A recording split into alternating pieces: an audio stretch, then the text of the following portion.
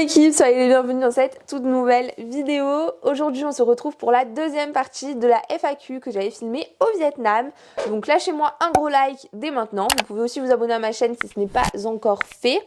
Voilà, donc on va se retrouver tout de suite au bord de la piscine. Je vous avais filmé du coup les réponses à vos questions que vous m'aviez posées sur Insta.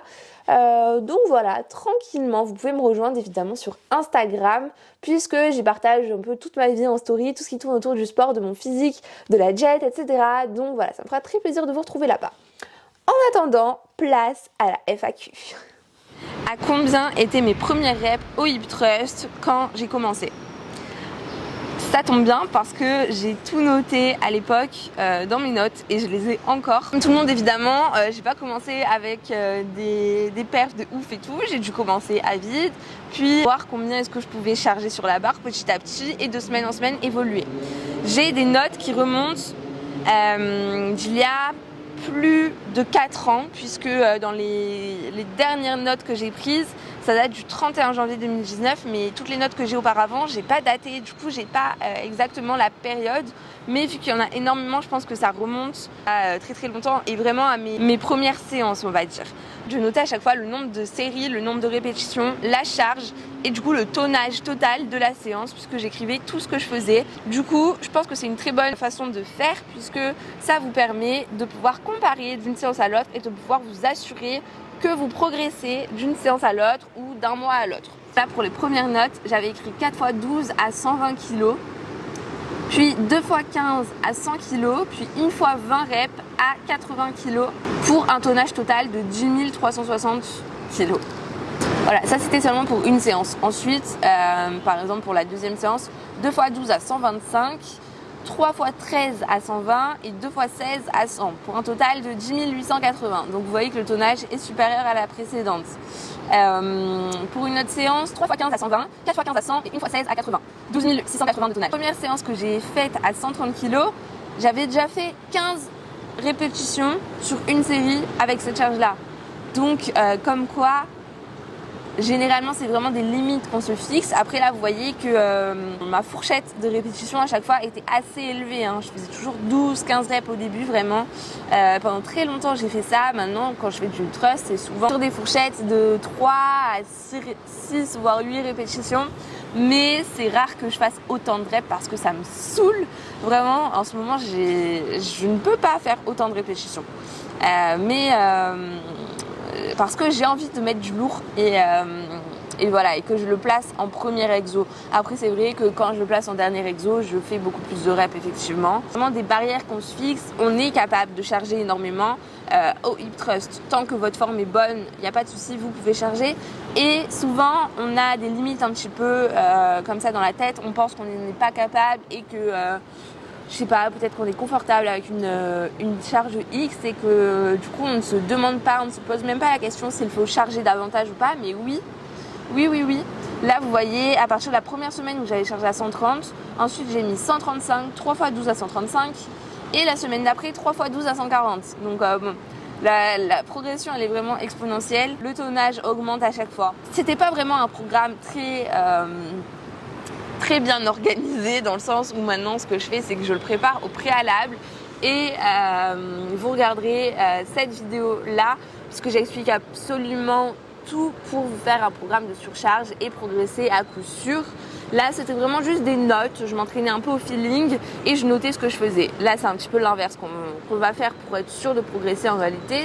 J'ai pas fait ça de la meilleure des manières mais je l'ai quand même fait et l'idée était là. De progression, de surcharge progressive, elle était carrément là. Là j'ai des notes, ça y est, avec des dates. Le 3 février 2019 j'étais à 3 x 12 à 150, 3 x 12 à 145, 3 x 12 à 140, 3 x 12 à 135, 3 x 15 à 130 et 2 x 12 à 120.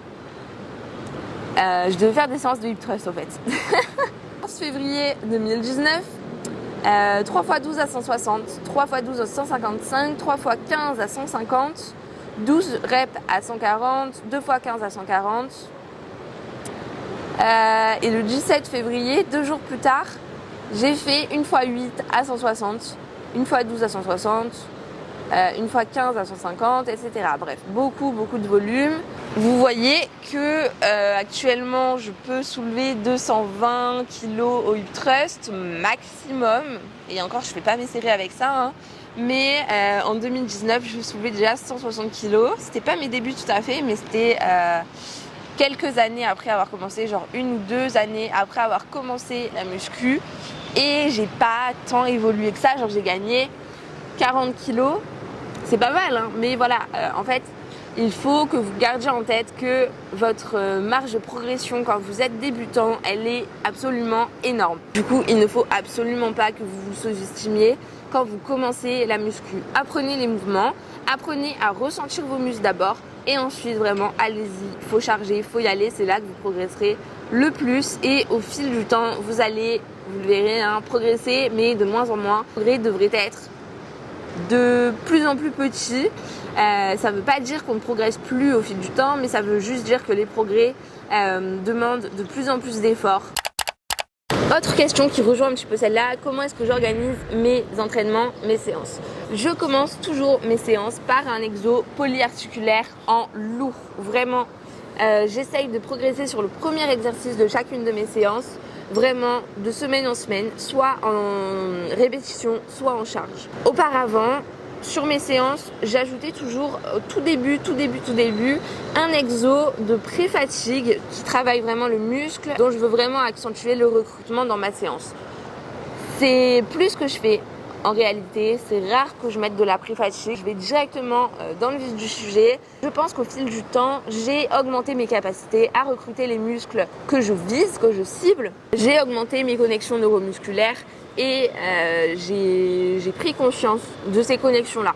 J'ai moins à gagner qu'auparavant en faisant des exos de pré-fatigue.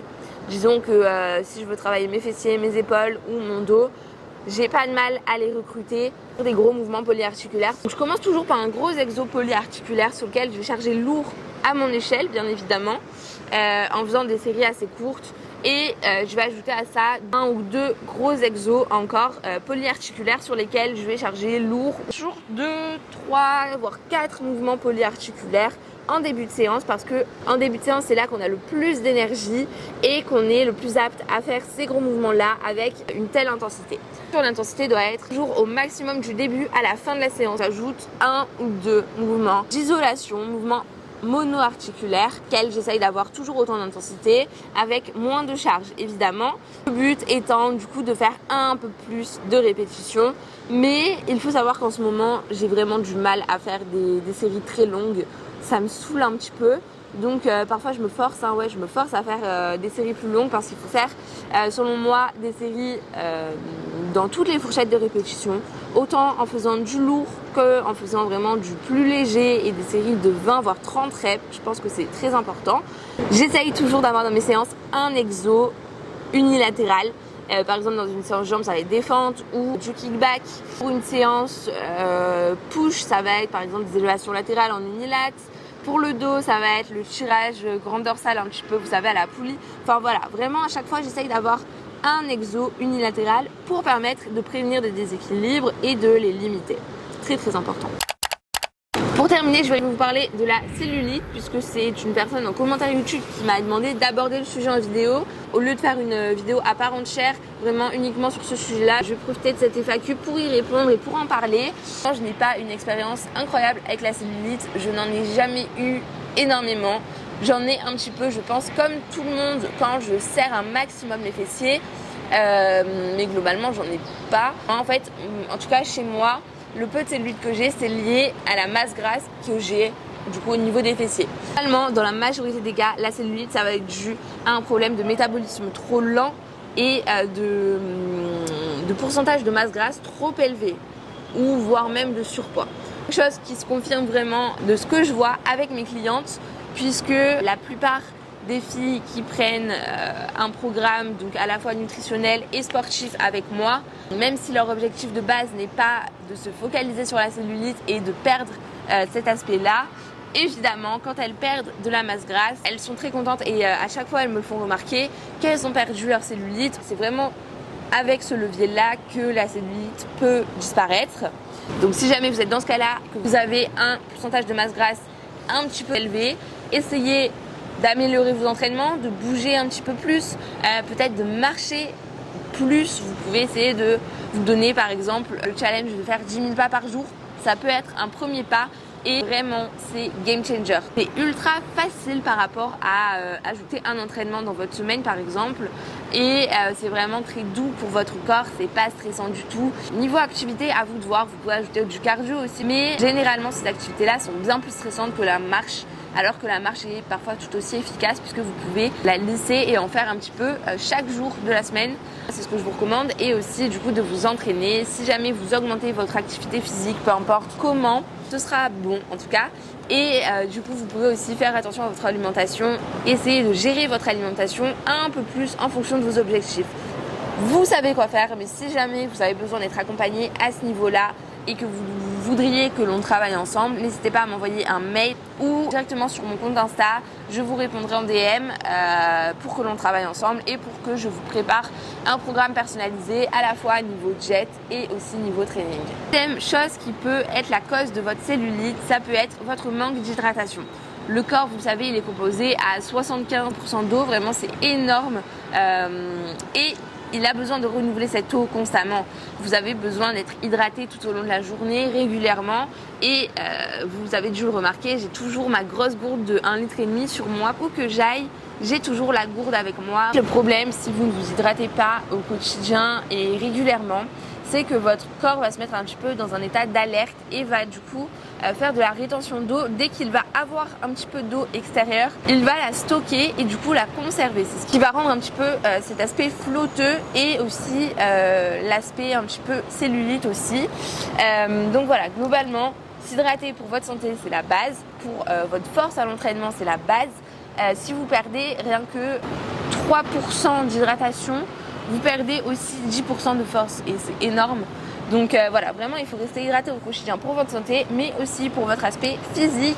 Si jamais vous n'aimez pas votre cellulite, déjà si vous combinez les deux conseils que je viens de vous donner précédemment, donc d'augmenter votre activité, de faire un petit peu plus attention à votre alimentation sans vous priver, hein. Le but n'est pas du tout de se restreindre, mais peut-être de limiter les aliments ultra transformés, ça peut être une piste, et en buvant beaucoup plus que maintenant, en vous hydratant au quotidien, régulièrement, du matin au soir, normalement vous verrez de beaux résultats déjà sur cet aspect-là. Si jamais vous avez vraiment fait tout ce qui est en votre pouvoir au niveau de l'activité sportive, de l'alimentation, de l'hydratation, et que vous avez tenu ces efforts sur une très longue période d'au moins 4 à 6 mois on va dire, et que vous n'avez toujours aucun résultat, là peut-être votre cellulite est héréditaire et vous ne pouvez rien y faire. Mais dans la majorité des cas, le problème de cellulite peut être résolu en actionnant ces leviers-là. Je ne peux que vous conseiller de les mettre en place dès maintenant.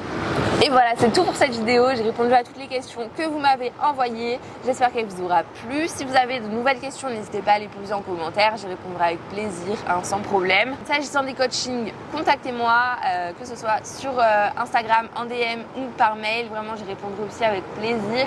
C'est toujours vraiment un bonheur pour moi de vous accompagner vers vos objectifs. C'est trop cool, j'aime trop faire ça, donc n'hésitez pas. Vous pouvez vous abonner à ma chaîne évidemment pour ne pas manquer les prochaines vidéos qui sortent tous les jeudis à 16h, donc sur cette chaîne Laurine Physique. Et aussi, vous pouvez liker cette vidéo parce que ça me soutient énormément et si elle vous a plu, c'est la moindre des choses. Voilà, moi je vous fais plein de bisous. On se retrouve jeudi prochain à 16h. C'était Laurine. Ciao.